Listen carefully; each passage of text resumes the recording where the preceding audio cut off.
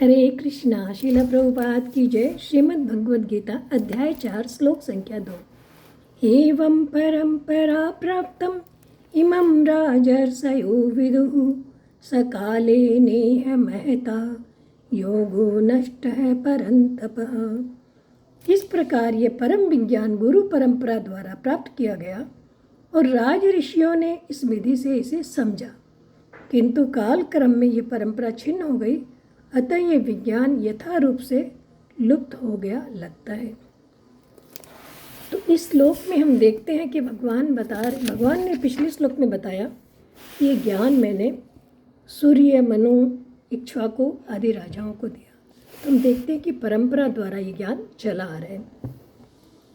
और भगवान कहते हैं परंपरा द्वारा जो ज्ञान आया ये राज ऋषियों ने, यहाँ बताया गया राजर्षयो विदु। विदु का मतलब है जो जान गए, जिन्होंने जाना, इसे समझा। इस ज्ञान को जो परंपरा द्वारा चला आ रहा था, अनेकों राज ऋषियों ने भी इसे जाना और इसी तरह से अपने आचरण में लाया। तो हम देखते हैं कि सूर्य, मनु, इक्ष्वाकु आदि समस्त राजाओं ने इसका भली भांति आचरण किया और अपनी प्रजा से भी वैसा ही आचरण करवाया। इसी प्रकार से परिवार, समाज, गांव आदि में जो भी मुख्य व्यक्ति है उन्हें भी इस विद्या को अवश्य जानना चाहिए। और प्राचीन काल में कर्मयोग को जानने वाले राजा लोग राज्य के भोग में आसक्त हुए बिना सुचारू रूप से अपने राज्य का संचालन करते थे।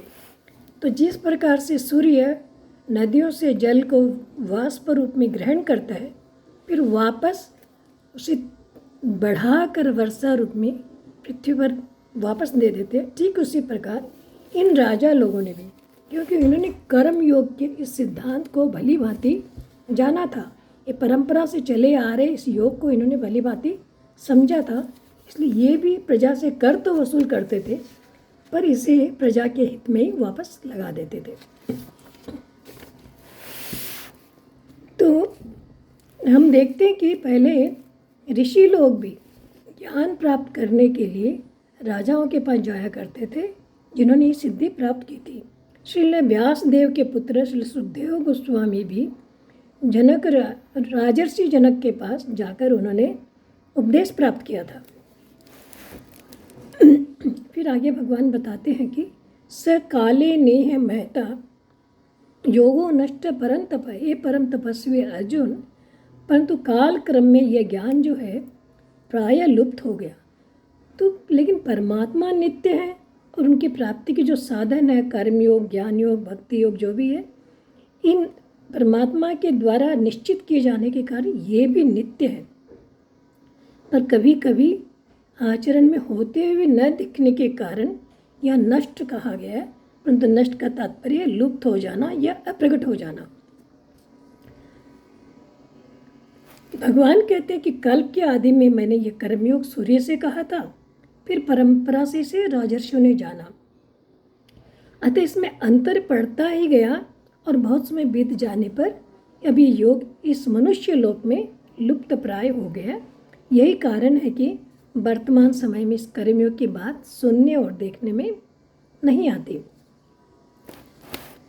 मनुष्य कर्मयोग का आचरण लुप्त प्राय होने पर भी उसका सिद्धांत जो है सदैव रहता है, क्योंकि इस सिद्धांत को अपनाए बिना किसी भी योग का निरंतर साधन हो नहीं सकता। कर्म तो मनुष्य मात्र को करने ही पड़ते हैं। हाँ, ज्ञान योगी विवेक के द्वारा कर्मों को नाशवान मानकर कर्मों से संबंध विच्छेद करते हैं और भक्ति योगी कर्मों को भगवान के अर्पण कर कर कर्मों से संबंध विच्छेद करते हैं। तात्पर्य कि वर्तमान में कर्म योग लुप्त प्राय होने पर भी सिद्धांत के रूप में ये विद्यमान रहता ही है। तो ये लुप्त हुआ है पर नष्ट नहीं हुआ है। और आगे है कि मनुष्य सेवा के द्वारा किसी को भी अपने वश में कर सकता है, जीव जंतु से लेकर मनुष्य, ऋषि, संत, महात्मा आदि। परंतु सेवा भाव को भूल कर मनुष्य जब स्वयं के भोगों में लग जाता है, स्वयं भोगों के वश में हो जाता है, तो इसके परिणाम स्वरूप उसे नरकों में या अधम योनियों में, 84 लाख योनियों में पड़ जाना पड़ता है। यही कर्मयोग का लुप्त होना कहा जाता है। आगे भगवान अर्जुन से इस कर्मयोग के बारे में बताएंगे, इस ज्ञान के बारे में। हरे कृष्णा।